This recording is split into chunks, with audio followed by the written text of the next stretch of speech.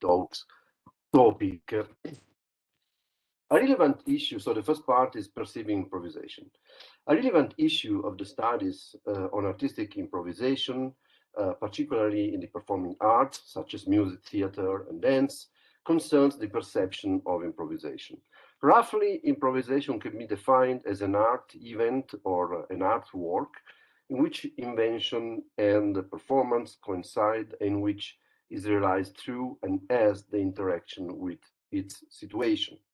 The question at stake is whether listeners and spectators are able to perceive that an artistic performance is improvised, being not the execution of a prescriptive plan, such as a score or a script, but the spontaneous invention through situated performance. Even reasonably assuming that the improvisational quality of the performance is a matter of degree, can listeners and spectators perceptually recognize an improvisation as such? And is this perception reliable? Andy Hamilton answers the question affirmatively. According to him, improvisation can indeed be perceived as improvisation. Referring to jazz improvisation, he maintains that improvised performances have a special improvised feel, a feeling of aesthetic imperfection that characterizes improvised art differently from non-improvised art. I skip now the question of the aesthetic imperfection, which is not my topic. I am really against this view, but this is not the issue at stake here. Thanks to this feeling, to this improvised feeling, according to Hamilton, the audience can perceptively or perceptually recognize that the music is improvised. So this seems to mean that improvisation possesses a specific sensory quality in the musical realm, a specific sonic quality that can be perceptually grasped. And moreover, one may think that the information obtained through perception about how the artistic performance is produced can affect aesthetic evaluation. The perception of the improvised quality of a performance is aesthetically relevant, and it makes sense for artists to choose to improvise instead of relying on rigid prescriptive compositional instructions, because specific aesthetic qualities of the performance ensue from the perceived property of being improvised. This quality that, of course, depends upon the artistic genre and style, tissue, as well as upon the normative aesthetic and artistic value in play, are, for instance, freshness, dexterity, coolness, variety, vitality, openness, urgency, tension, fragility, or conversely, solidity, and so on. Or maybe qualities like disorganization, lack of coherence, confusion, inconsistency, monotony, scarce novelty, and etc. As I think these two points are strictly connected. In point of fact, from the claim that improvisation cannot be perceived as such, one could easily infer its aesthetic irrelevance. If it can be perceived, this can conversely at least suggest its aesthetic relevance. However, the problem seems to be that improvisation has hardly a specific sensorial quality responsible for its being able to be perceived as such, at least according to Libby Brown. Hamilton's improvised feel is exactly what the expression suggests, a feeling, or better, just a feeling. In other words, the feeling may be a deceptive perceptual impression that does not match reality. Senses can be deceived, so one can perceive as improvised a performance that is not. This would mean that between an improvisation and a non-improvised performance, there may be no perceptual difference, and artists can intentionally deceive audiences' perception. They can pretend or simulate improvisation, passing off a completely prepared performance for improvisation, or conversely, improvise in such a way that the performance seems to offer an instance of a prepared composition. The feeling of improvisation may indeed depend upon the characteristic of a certain artistic style, regardless of how the performances and the works are de facto produced. Consequently, Listeners may perceive the performance as improvised and evaluate it accordingly, but the performance may be only a putative improvisation instead of a real one. I take this conceptual distinction from the juridical language. Then their evaluation may be misguided by false information. This is certainly not specific of improvisation.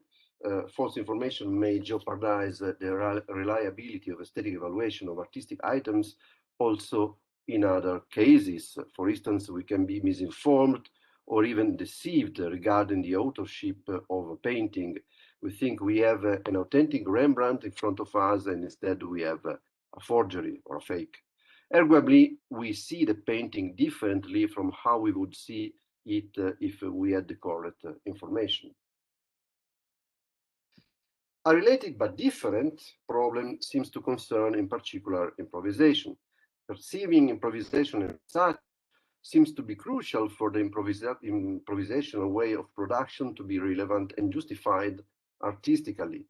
If one thought familiar with the artistic practice at issue could not discern the improvisational spontaneity of a performance from non-improvised ones, what sense would it make for artists to improvise? Gary Agber even thinks that, I quote, what is left over if we subtract the mere sonic event from the original improvised performance as played initially, that is, what is present in the original improvisatory musical performance and wholly absent in its sonic replication is everything of artistic interest within this art form. This statement made by Gary Agber seems to me too radical, in a way, too fundamentalist. In point of fact, perceptually indistinguishable duplicates of an improvisation may be artistically interesting and valuable, not in spite of, but rather by virtue of their being not improvised and only deceptively perceived as improvised.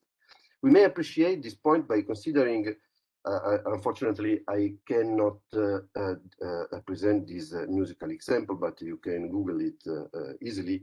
We may appreciate this point by considering cases such as the album Blue, which is the sonic clone of Miles Davis' Kind of Blue, released in 2014 by the jazz group Mostly Other People Do the Killing. This case presents a musical example of Danto's famous paradox of the indiscernible counterparts. Blue is almost indiscernible from the original Davis album. But while Miles Davis' Kind of Blue was produced thanks to a big amount of improvisation, Blue, the sonic clone, is obviously not improvised. It displays the improvised feel of Kind of Blue, but this feel is deceptive. Nonetheless, the artistic merit of the duplicate lies largely in the deceptive quality of this feeling. Conversely, the artistic merit of some other improvised performances may, at least partly, depend on their being perceived as not improvised. And as an example, we can think to some music improvisation in the Baroque style. All this does not rule out that improvised art, or at least some improvised art, may really arouse an improvised feel precisely for being produced on the spot. And listeners and spectators may grasp this improvised feel thanks to cognitive penetration of perception due to expertise and exposure to artistic practice. I skip this point. So it may be tempting to solve the issue by arguing that the improvisational perceptual quality of an artistic performance is response dependent, in that it requires a particular perceptive attitude on the part of listeners and viewers. It does not suffice to simply perceive the performance, you have to perceive it rightly or properly. The idea is this, roughly. The perceptual property of improvisation produces a reliable improvised feel, that is, a perceptual appearance that reliably tracks the improvised nature of the artistic performance, provided the listeners or spectators take the correct perceiving attitude. The perceptual property depends on the listener's or the spectator's response. In turn, the perception correctness would depend on the listener's and spectator's perceptual training. In order to perceive correctly, one has to be exposed to the relevant artistic practice. In fact, following Clément Canon's empirical research concerning the specific quality of listening to musical improvisation, it seems plausible to argue that, I quote, the information that listeners receive before hearing a piece of music can significantly alter their experience. This information can not only bias their evaluation, but more interestingly, prompt them to adopt specific listening behaviors, ultimately leading to different aesthetic qualities being ascribed to the music heard. Yet, a question remains concerning the experience of listening to a musical improvisation, or otherwise perceiving another kind of artistic improvisation. The excellent jazz pianist and improvisation researcher Vijay Iyer defends that listening to an improvisation is itself improvisational. In listening to an improvisation, oral perception mirrors the ontological quality of its target, conforming to its target in an empathetic way.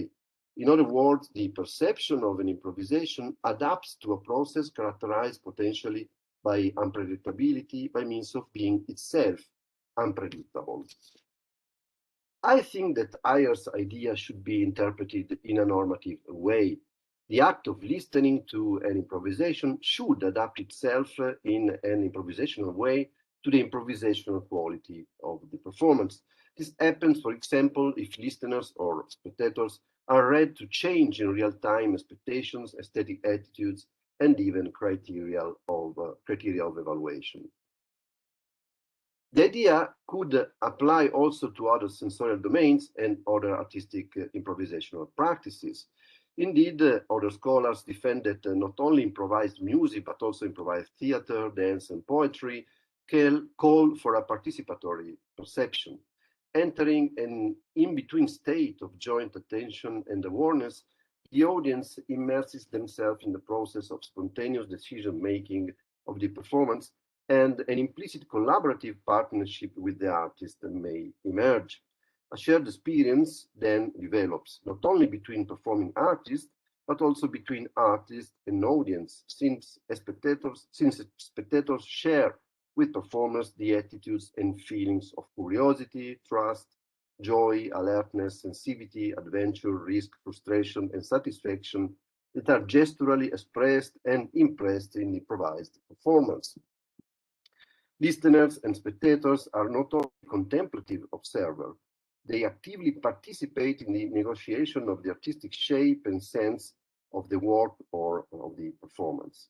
Improvised performances, by staging the unforeseen, seem to eminently exemplify an aspect of performance only to be experienced by recipients who, in Goethe's words, see themselves as travelers who visit foreign places and lands. Moreover, Vijay Iyer seems importantly to think that the good perception of an improvised event is itself improvisational if it entails the proprioceptive feeling of the own perception activity, i.e., if listeners feel, as it were, the active and explorative nature of their own perception, as if to say, the normative thesis about the correct perception of an improvisation paves the way for the descriptive thesis about the active nature of perception itself.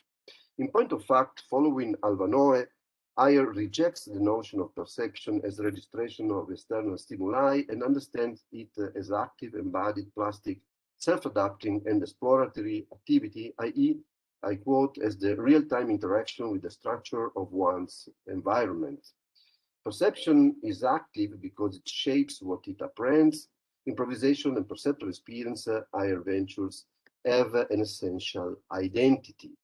I take this claim as meaning that improvisation and perception share important features. They are both activities learned through repeated practice. Both perceivers and improvisers are situated in the environment where their activity takes place. They explore it and interact in real time with and in it, contributing to and altering this environment.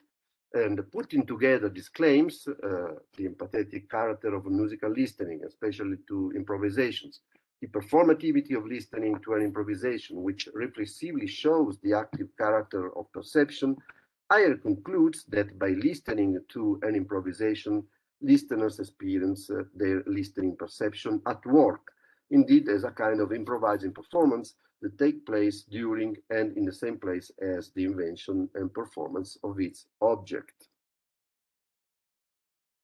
While perceptually targeting the improvised performance, perhaps also in a multimodal way, listeners, because listeners may also see the performers playing, listeners of improvised music engage also self-attentively with their own perception. They are aware of their perception as an activity that mirrors the improvisational quality of the performance. In this way, this quality of the performance is also properly perceived. In other words, the perception of an improvisation is experimental, spontaneous, and playful, like improvisation itself. So maybe this is a way to explain Hamilton's improvised feel. The public feel or perceive the artistic performance as improvised when it feels proprioceptively and empathetically that its perception is moving, so to speak, also in an improvised way. Listeners and spectators play, as it were, with their experience of the performance while they are witnessing it. They experiment with the perceptual possibilities opened up by the improvised music, by shaping sounds as music as they are produced, i.e., in the so-called real time, while feeling their being in the moment and still imagining possible ways in which the performance might develop. The imagined expectations, as fulfilled or not in the course of the performance, will then impact the actual perception of the performance. Something along the same lines can be argued also for the perception of theatrical or dance improvisation. Moreover, the same way improvising artists act in and react to the more or less unforeseen situation that they themselves are producing, thereby playing with a particular risk of failure, also listeners and spectators play with the risk of failure in their game of shaping and transforming the expectation they enact in their perception. For instance, if they not empathize with the performance's improvisatory nature, they may not get the point of the performance. Hence, there are good and bad improvising listeners and spectators. They can improvise well if they are cultivated, if they know how to act as listeners and spectators. Listeners can actively perceive the music improvised, playfully interacting with it, if and to the extent to which they know or are able to grasp what is happening. The skill of playing with the music, i.e., of grasping its sense while it is being invented in the course of performance, depends upon the listener's experience and knowledge of musical traditions, instrumental techniques, performing conventions, musicians' personal styles, and artistic personalities, and so on. To sum up, according to Ayer and other scholars, listening to a musical improvisation and perceiving otherwise theater or dance or poetry improvisation is like improvisation itself, a process of inquiry, a path of action, and exploratory in-time sonorous exploration construction of the world, a description that, as Ayer claims, sounds a lot like Noyes' description of perceptual experience. Ayer's insight on the improvisational nature of the perception of improvisation seems sound and promising. However, it fails to provide a definitive answer to the issue of the reliability of the perceptual tracking of the improvised nature of the perceived target. In fact, and as it defends, the idea of the improvised quality of listening can be extended to listening to any music. All listening is improvisational, at least in a general sense. This activity of organizing and shaping in perception is not completely planned before its execution, but is carried out spontaneously. Listeners react to sounds by shaping, without executing a plan, what they hear on the spot. They organize their perception by playing with the expectations and hypotheses related to all musical parameters that are generated, transformed, confirmed, or frustrated by the musical performances. This is due to the fact that the intentional and attentionally focused perception of music, likewise the perception of other performing arts, happens in the real time of its unfolding in a specific situation, even in the case of playback. Therefore, it cannot be completely planned in advance and is potentially always somehow unexpected and surprising. In this sense, the improvisational quality of listening seems independent from the improvisational character of the music performed. Listeners improvise to different degree even while attending to performances of composed works. The point I want to make is that although improvisation can label the activity of listening and of perception, this does not seem enough for specifying the distinctive character of perceiving and improvisation. And if at the end of the day all perception is somehow improvisational, what matters for grasping the improvisational quality of the performance is rather the listener's experience, her listening habits, her being trained in a musical practice, as well as the contextual information she has at their disposal. Nonetheless, I think that Ayer's proposal is potentially interesting in reference to the 4E cognition paradigm.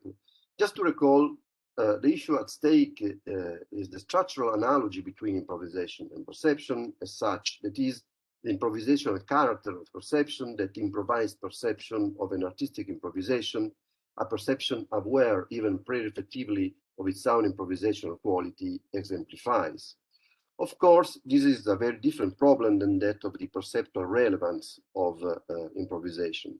Yet, especially if one thinks that the right way of tracking perceptually the improvisational quality of the performance is to perform the perceiving task in a kind of improvisational way, also for dealing with the problem of the perceptual relevance of improvisation, it may be useful to explore the idea that perception is improvisational and in what sense this may hold, which I will do in this second part of my talk, drawing on an embryonic joint work together with Alfredo Paternoster. According to a 4-year research program in cognitive sciences and philosophy of mind, cognition, perception included, is embodied, inactive, embedded, and extended. The mind is embodied since it involves the deep co-implication and co-constitution of action and perception, according to which experience implies a bodily engagement with the environment. The mind is embedded, i.e. deeply situated in the environmental contingent situations in which it finds itself operating and constituted by the interactions with and within the environment. The mind is inactive since it is the performance of processes of sense making of the world and is extended, which means it is not reducible to in the skull processes, but ecologically distributed across brain, body, and environment. The gist of the 4E model is that human beings are perceiving, acting organisms constituted by their interactions with the contingent and changing environment they are involved in. The mind depends constitutively on the body, and it is dynamically coupled with the environment with which it interacts. Autopoietical interactivity is the way human beings, according to this model, operate as affective cognitional performers within natural and cultural environments. As autopoietical and active operators, human beings perceive the environments, including other humans, in terms of affordances for interaction through which they self-organize themselves, taking part in the self-organization of the environment. According to the 4E model, then, human experience is a dynamic, self-organizing open system. In other words, it works like an artistic improvisation, which is the point. Not only environmental affordances call for improvised, unprecedented responses, more radically, the organism is dynamically coupled with other organisms and with the environment the same way improvising performers are interactively coupled with other performers and with the performance environment, so that the sense of their making emerges out of the systemic process in an autopoietic and self-organizing way. The meaning of human interactions in concrete environments, I quote from Gallagher, is not under the control of just one individual. The sense of the system's behavior is self-generated by the system in interaction with other systems. Like in improvised performances, the sense of our agentive and perceptual interactions with the world emerges out of those interactions. It does not depend on normative constraints outside our practices, but rather on sensitivity for the specificity of the situation in which we enact. To cut a long story short, as suggested by Torres and Schumann, for example, a fifth E should actually be added to the 4E model. Our cognition is not only enacted, extended, embodied, and embedded, but also extemporized, as they suggest. It is a sense-making enacted in a participatory way in the moment. Like improvisation, it makes sense by dealing with the contingency of what happens in a specific situation, therefore requiring attentional presence in the moment and responsiveness to environmental affordances. Living beings enact their experiential domains autopoietically. In other words, they improvise, performing interactively as well as plastically adapting to the situation and exapting the situation to their needs, just like the walker who lays down a path by walking. This is a quotation of a poem by Antonio Machado. In turn, artistic improvisation is a living, open, dynamic system that enacts and stages the autopoietical performative interactivity between organisms and environments. In other words, artistic improvisation seems to offer interesting insights for understanding enactivism as explanation of human cognition, and more generally for understanding how human minds work. Artistic improvisation, for instance, that of a musical group or a dance company, exemplifies well the way in which living systems interact with and within and in the environment. They shape themselves and realize their projects coping with specific situations while responding to environmental affordances and configuring collective agents through joint interaction. Improvisation is enactive in that its sense arises in the performative process. It is embedded in the current situation, which encompasses location, cultural context, and or tradition and the presence of the public. It is extended and distributed insofar as the sense of what happens does not only depend by the performer's control, but also by interaction with other performers and between the performer and the situation. Improvisation is embodied in that its practice requires performing bodily habits of behavior acquired through repeated training and performances that, while applying skills, impact on them and possibly change them. In other words, improvisation can be considered as a complex dynamic open system, a self-organizing phenomenon, as observed by Alfredo Paternoster. I quote, two performers who improvise constitute, taken together, a telodynamical complex system which creates and holds an order through a self-organizing linear dynamics. Note that dynamicism is the epistemology, or at least the style of modeling of 4E cognition, and at the same time, dynamicism is very at home with emergentism. In fact, as Sawyer has pointed out, Richard Sawyer, the sense of what happens in the artistic performance emerges from the interactions between all the components of the system. Thus, improvisation is well explained in terms of the mind as a dynamic system. And in turn, as aforementioned, some scholars propose to add a fifth E to the E's group, understanding mind as extemporized. But what does it mean to understand the functioning of the mind in the light of artistic improvisation? Alfredo Paternoster and myself think that this can be taken in two partly different ways. On the one hand, improvisation can be regarded as a fifth constitutive feature of a radical embodied cognitive science, so that we could speak, as previously said, of 5E cognition. On the other hand, the category of improvisation or extemporaneousness can resume all the others, i.e. can explicate analytically all the other E's. The latter hypothesis seems to be a bit extreme, but maybe it is also the most interesting one. However, there may be some doubts, and Alfredo has them. I have less doubts about this. That the mind and perception always work in this embedded, extended, and active way. It can be argued, and many do, that the minds function, at least in part, in a representational computational way, and that not everything can be explained in dynamic terms. Here I am really exceeding the boundaries of my competencies, as well the time at my disposal. So I will only try a kind of quick way out of this possible impasse, which the idea of the mind, including perception as improvisation, would seems to stumble across. The question is in short as follows. Would the acceptation of the representational computational model force us to dismiss the heuristic idea of mind perception as improvisation, of the mind or including perception as improvisational? I do not think that it is the case. Okay, skip this. So one possibility is this. The proposal of the improvisational character of perception could be plausibly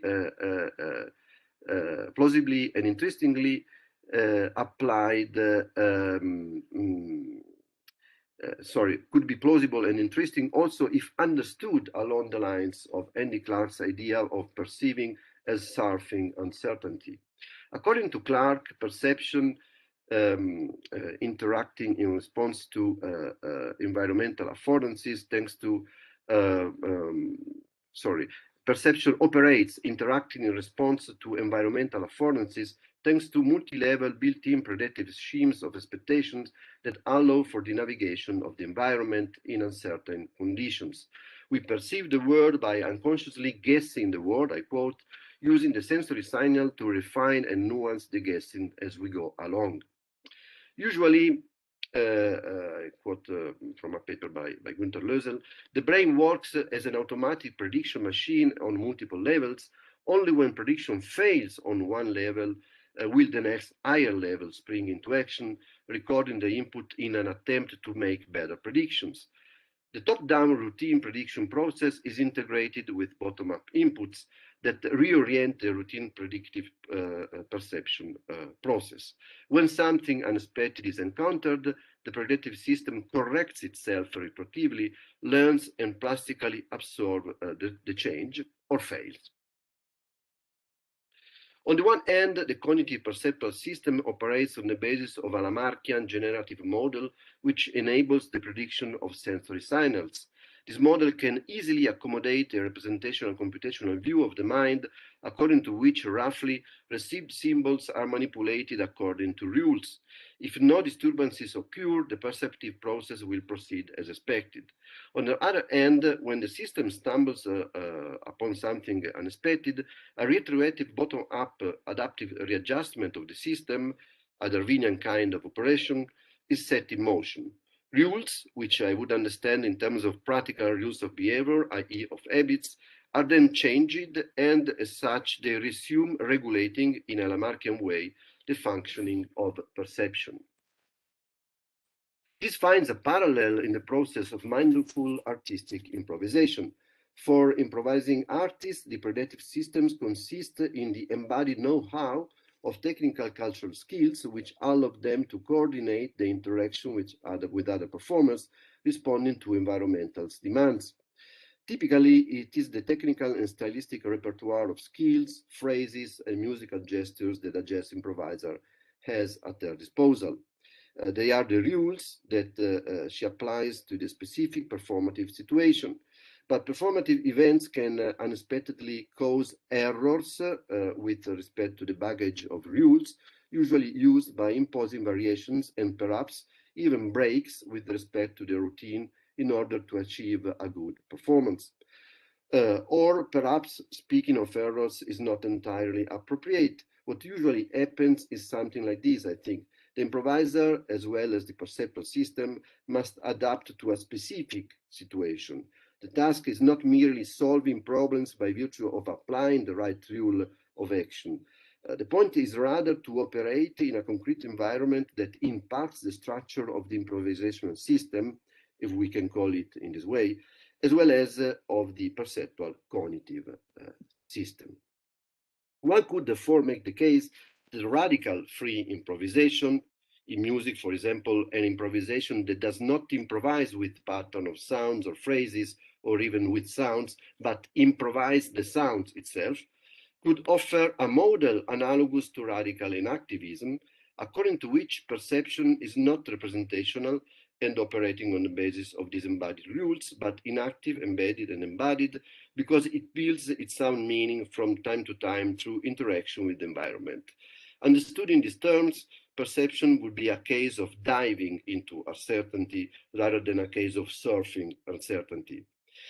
Maybe, however, we would prefer to understand perception as surfing, i.e. in Clarke's terms, and not as diving in Daniels, Hutto's, and Sean Gallagher's terms, in order to accommodate the representational model within the improvisational explanation of perception.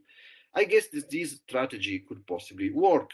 Indeed, the acceptance of representationalism does not oblige us to reject the explanatory significance of the improvisational model. In fact, we can argue that improvisation based on schemes, such as a mainstream jazz improvisation on a standard jazz, offers the model of perception operating also thanks to symbols, representations, and rules, if we accept the integration of this Lamarckian level of functioning with a Darwinian level that allows the explanation of evolution of the perceptual system through the long run of a practice. So maybe we wouldn't have a 5E model of mind and perception because of the rejection of the first 4 E's. Nonetheless, the added E, that of extemporizing, could be key for shedding light on the functioning of the mind perception through the structural analogy with improvisational processes. Putting it in Ayer's words, all what is needed is, I quote, an understanding of perception as optimized for interacting in real time with an information-rich environment. And I see no particular difficulties in guaranteeing this possibility, even for theories that defend the role of representation and computation for perception. The crucial point would then be to move from a radical improvisation to a constrained improvisation, which, moreover, also seems to be quite reasonable even for an aesthetic theory of improvisation. Okay, of course, this is pure speculation and it may probably prove wrong. Anyway, I try to reach a conclusion. Ayer's thesis that the perception of an improvisation is also an interestingly improvisative or improvisational and involves a kind of non-thematic awareness of the improvisational character of perception may be not entirely misleading. Of course, as Ayer himself seemed to argue, the improvisational character seems to concern perception as such, which seems to be a problem for the relevance of the perception of an improvisation. It could contradict the thesis of the ability of perception to reliably track the improvisational character of a performance. But maybe there is a way out. Through a practice of perception understood as a repeated and continuous perceptual exposure to artistic improvisation practices, it is possible to develop a proprioceptive sense of being in the moment while perceiving and of being attuned to the being in the moment of the improvised performance. This would be the way to develop a sense for Hamilton's improvised feel. Perceivers can train themselves to resonate with improvised event, savoring the improvised character of a perception, understood not only as a feeling of concomitance between plan and realization, but also as a feeling of concomitance between the unfolding of perception and the unfolding of the performance event, i.e., as I quote, the sense that improviser is working, creating, generating musical material in the same time in which we are co-performing as listeners. Of course, artists can make fun of this perceptual ability, as we saw before, by deliberately simulating improvisation. Yet this does not prevent that a properly trained perception of improvisation artistic phenomena as felt real-time attunement between improvising perception and improvised performance may indeed be able to track the improvisational character of the performance through the way it proprioceptively tracks the improvisational character of the perceptual performance itself, that can become transparent to the perceiver precisely when the perception's target is a proper artistic improvisational performance. This might hold even when the perceptual performance is explained in representational terms. Thus, even rejecting the Fourier cognition model, it could be that the additional E, that of extemporaneousness, can still offer an interesting heuristic hypothesis for the perception of an improvisation and for the improvising perception itself. Thank you very much for your attention. Thank you very much for this very interesting and rich talk. So we already have the first question from Carola. Thank you very much, Alessandro, for your talk. I have quite a naive question.